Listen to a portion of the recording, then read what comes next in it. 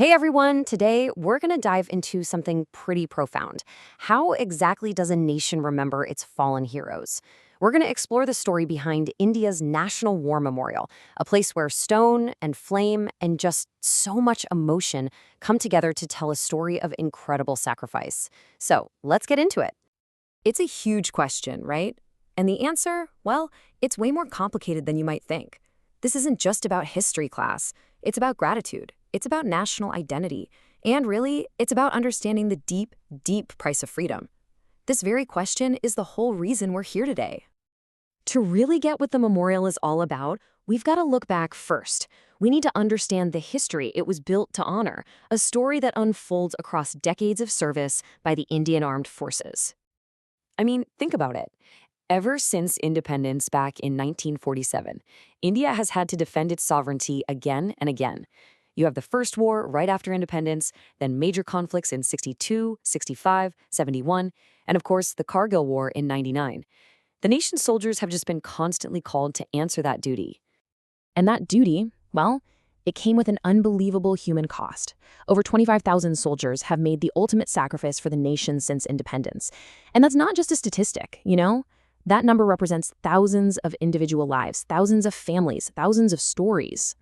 But here's the thing. Despite this long, heavy history of sacrifice, for decades, there was no single national place of remembrance for all these soldiers. Not from the Army, the Navy, and the Air Force, all together.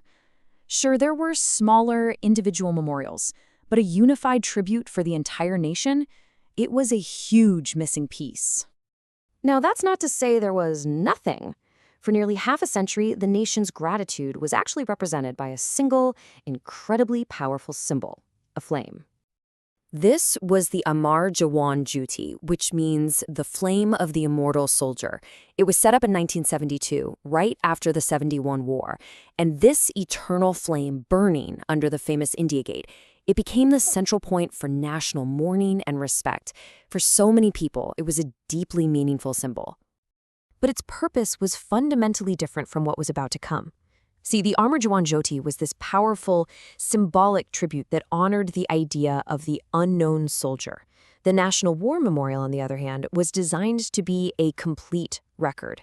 It was built to honor over 25,000 individuals by name in a brand new, purpose-built space. So, this brings us to how that long-standing need was finally met, the creation of a new national sanctuary for remembrance. It was like a promise made by the nation, and it was finally, literally, set in stone. In February of 2019, the National War Memorial was inaugurated in New Delhi, and this was a huge deal. It was a landmark moment that finally gave the country a single, solemn space to honor every single soldier who had laid down their life since 1947. And the design itself is just packed with meaning. The layout is a series of concentric circles, or chakras, which represent the endless cycle of a soldier's duty. The solid granite walls, they symbolize the strength and permanence of their legacy. And right at the heart of it all, there's another eternal flame, a nod to the Amar Jawan Jyoti, reminding all of us that the nation's gratitude will never, ever die out. You know, the impact of a place like this, it goes way beyond the architecture. It's also inspired art that really gets to the soul of what it is, turning the physical structure into this well of deep emotion and thought. And you can see this so clearly in a poem that was written about the memorial. Just listen to this line from that poem, each name etched, each stone, each story to confide. Wow. I mean, that's just a beautiful and incredibly powerful way to sum up the memorial's entire purpose. This line speaks directly to those granite walls we were just talking about, where those 25,000 plus names are engraved. And that simple act is what makes it all so different. It turns a cold statistic into a personal story. It takes this idea of collective sacrifice and makes it about personal remembrance. Each name is a person, an individual with a history. And then the poem goes even wider with this line, from battlefields to skies and to oceans wide. This one really captures the sweeping, all-encompassing scope of the sacrifice that's being honored here. What that line is really saying is that this memorial is for everyone who served. It's a tribute not just to the soldiers on the ground, but to the sailors at sea and the pilots in the sky. It's a powerful recognition that modern defense is an integrated effort, and it honors every single branch of the service equally. Okay, so why are we talking about this? Why does a memorial and a poem about it matter so much right now in the 21st century?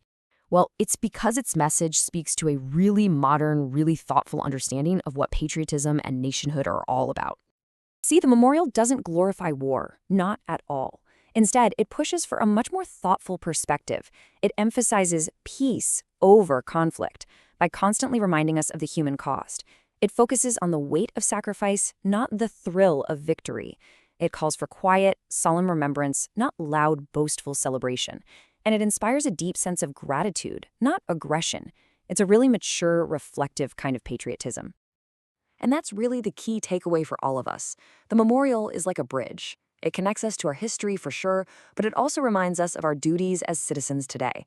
The responsibility to remember that peace and freedom aren't just a given, they have to be protected. At the end of the day, the National War Memorial is so much more than just stone and flame.